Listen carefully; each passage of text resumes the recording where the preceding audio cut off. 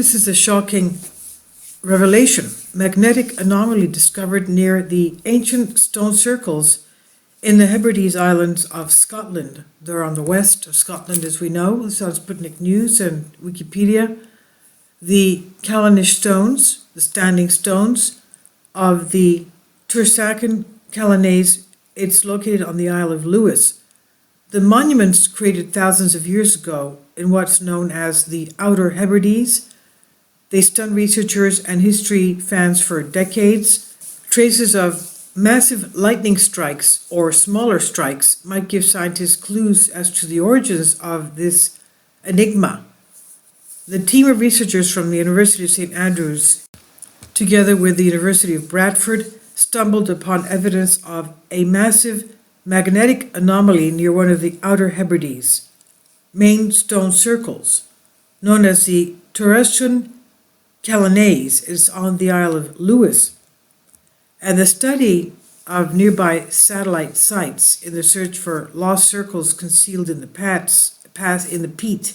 You know, I've been to Scotland. We landed in Edinburgh, then we went to Turnberry, where the beautiful hotel is. It's a golf hotel. It was later bought by President Trump. Very beautiful, but it's very grassy, very peat, soft peat. So these lost circles were concealed and hidden in the peat, and they noted that the abnormality near Site 11, or the R.I. Nabane Big, B-I-G-E, with a lone standing stone facing the main site. This suggests that this is the result of massive lightning strike and many smaller strikes, as the outlet phys.org reports. Quote, such clear evidence for lightning strikes is extremely rare in the UK, and the association with this stone circle is unlikely to be coincidental. Whether the lightning at Site 11 focused on the tree or rock which is no longer there, or the monument itself attracting strikes, is uncertain. Well, as you can understand, when you have a plain, a valley, and there's nothing there except grass and these standing stones, of course the lightning is going to strike them. So, Dr. Richard Bates, University of St. Andrews, said that it's not longer the tree or rock which is no longer there, or the monument itself attracts strikes, and we don't know what is causing this. Causing the attraction of the lightning. According to the scientists, this evidence suggests that the forces of nature could have been intimately linked with everyday life and beliefs of the early farming communities on this island. And according to his colleagues, the discoveries are very rare. Evidence for such strikes within the Archaeological Survey is very rare, and our work at Site 11 demonstrates that without detailed scientific survey, we would never be able to identify such events. This is according to Dr. Chris Gaffney, University of Bradford, what he said.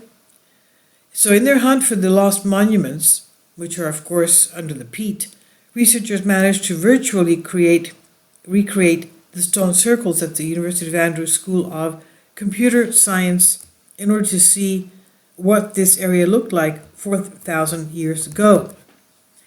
For the first time in over 4,000 years, the stones can now be seen and virtually walked around. Everyone will be able to visit this remote site and get a real sense of what it was like just after it had been constructed. This is according to Richard Bates.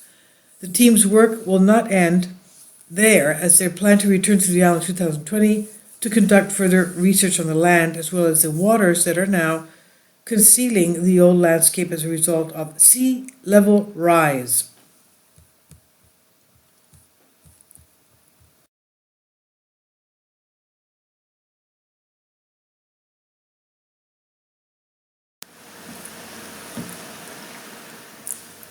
If you'd like to join me on my Patreon account, you will hear content not covered by mainstream media. These riveting stories will be based on my research, and I will state my opinions and give my personal insight on diverse and controversial subjects and world events not covered by mainstream media, and not supported by YouTube guidelines. So whatever I have on my Patreon, most of those will not be on my YouTube channel. Please consider becoming a member today. More of the most significant and important videos will be on my Patreon channel. Your support helps me to continue my research and keeps this YouTube channel alive. And we depend on your support, your generous charity, because we help economically challenged families here in Athens, Greece, in Kapota, and we also help the young generation with university tuition and the community around our church. Thank you.